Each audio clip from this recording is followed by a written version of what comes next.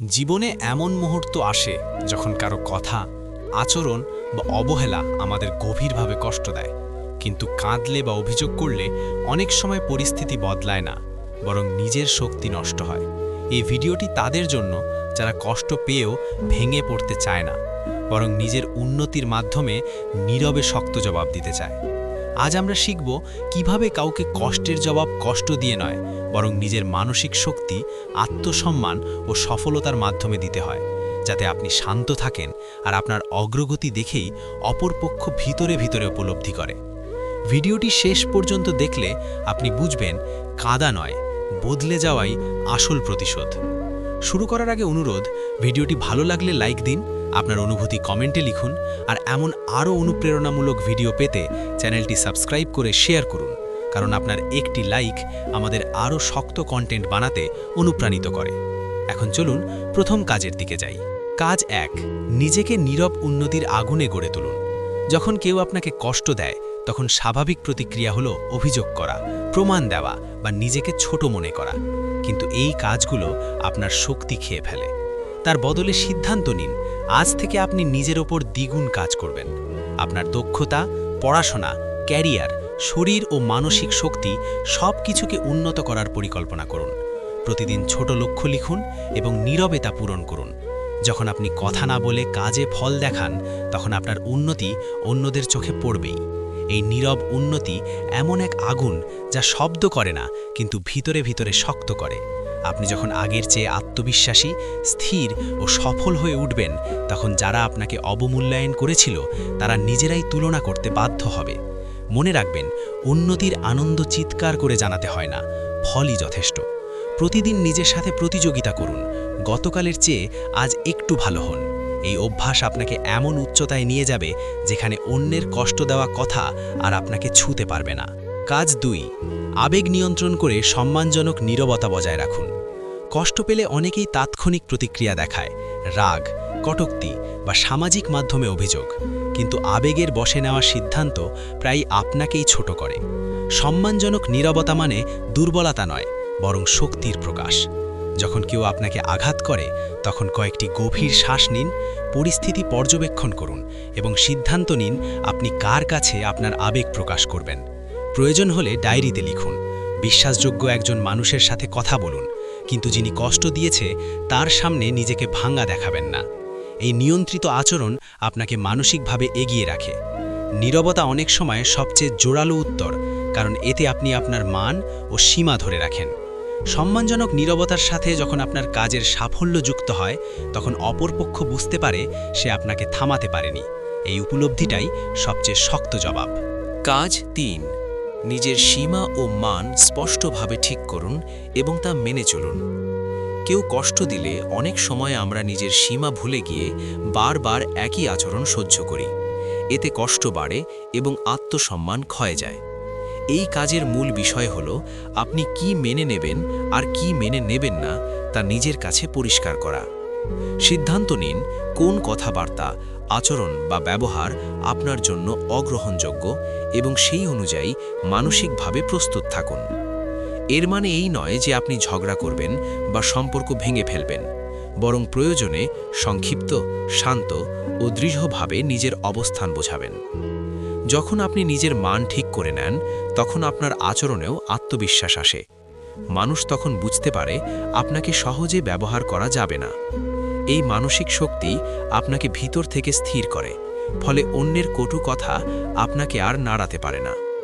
সীমা মানা মানে নিজেকে ভালোবাসা শেখা।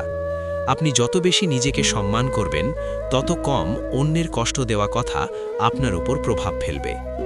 এই অভ্যাস ধীরে ধীরে আপনাকে এমন একজন মানুষে পরিণত করবে যাকে মানুষ সম্মান করতে বাধ্য হয়। কাজ 4, নিজের জীবনে ইতিবাচক মানুষ ও শক্ত অভ্যাস তৈরি করুন। কষ্টের সময় সবচেয়ে বড় ভুল হল একা হয়ে যাওয়া বা নেতিবাচক চিন্তায় ডুবে থাকা। তার বদলে এমন মানুষদের কাছে থাকুন যারা আপনাকে অনুপ্রাণিত করে, সাহস দেয় এবং বাস্তবভাবে ভালো পরামর্শ দেয়। একই সঙ্গে প্রতিদিনের রুটিনে কিছু শক্ত অভ্যাস যোগ করুন। নিয়মিত শরীর চর্চা, পড়াশোনা, দক্ষতা শেখা, সময় ব্যবস্থাপনা ও আত্মবিশ্বাস বাড়ানোর কাজ। এই অভ্যাসগুলো ধীরে ধীরে আপনার ভেতরের শক্তিকে জাগিয়ে তোলে।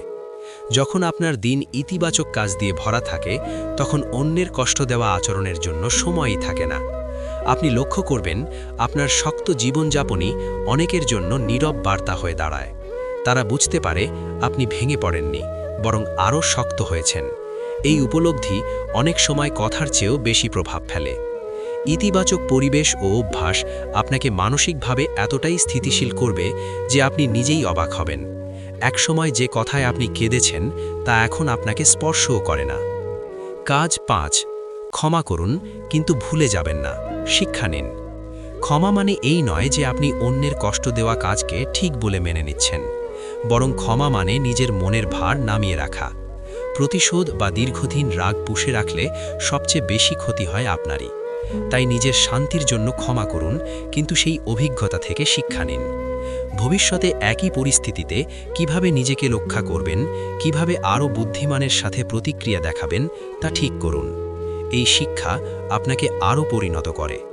আপনি যখন শান্ত, সচেতন ও আত্মবিশ্বাসী হয়ে ওঠেন, তখন আপনার আচরণেই পরিবর্তন আসে। মানুষ তখন আপনার দিকে অন্য চোখে তাকায়।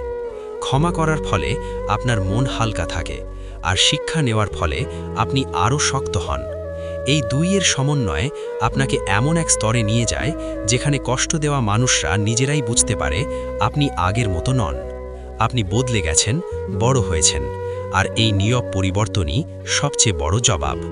এই পুরো ভিডিওর সার কথা একটাই, কেউ আপনাকে কষ্ট দিলে লুকিয়ে কাঁদা নয়, নিজেকে গড়াই সবচেয়ে শক্ত জবাব। আপনি যদি আজ থেকে এই 5টি কাজ আন্তরিকভাবে করেন, তাহলে দেখবেন আপনার ভেতরে এমন এক পরিবর্তন আসবে যা আর কেউ থামাতে পারবে না। মনে রাখবেন, পৃথিবীতে সবচেয়ে বড় প্রতিশোধ হলো নিজের জীবনকে এত সুন্দর, শক্ত ও সফল করে তোলা যে যারা আপনাকে কষ্ট দিয়েছিল তারা নিজেরাই আফসোস করতে বাধ্য হয়। আপনার নীরব উন্নতি, আপনার স্থিরতা, আপনার আত্মসম্মান, এই তিনটেই আপনার আসল পরিচয় হয়ে উঠবে।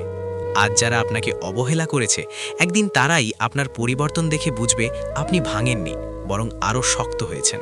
তাই নিজের মূল্য নিজেই ঠিক করুন, নিজের সীমা নিজেই রক্ষা করুন এবং নিজের স্বপ্নের জন্য প্রতিদিন এক কদম করে এগিয়ে যান। জীবনে সবাই আপনার ভালো চাইবে না, কিন্তু আপনি যদি নিজেকে ভালোবাসতে শিখেন, তাহলে কারো কটু কথা আপনাকে ধ্বংস করতে পারবে না। মনে রাখবেন, আগুন নীরবে জ্বলে, শব্দ করে না, কিন্তু তাপ সবাই টের পায়। আপনিও তেমনই হন, নীরব, শক্ত ও অপ্রতিরোধ্য। আজ যদি এই ভিডিও থেকে একটি কথাও আপনার মনে দাগ কাটে, তাহলে এখনই সিদ্ধান্ত নিন আপনি আর আগের মতো থাকবেন না। আপনি নিজেকে করবেন, নিজের জীবন বদলাবেন। ভিডিওটি যদি আপনাকে অনুপ্রাণিত করে থাকে, তাহলে অবশ্যই লাইক দিন, আপনার অনুভূতি কমেন্টে লিখুন এবং এমন কাউকে শেয়ার করুন যার এই কথাগুলো আজ প্রয়োজন। আরও এমন আগুন জ্বালানো মোটিভেশন পেতে এখনই চ্যানেলটি সাবস্ক্রাইব করুন।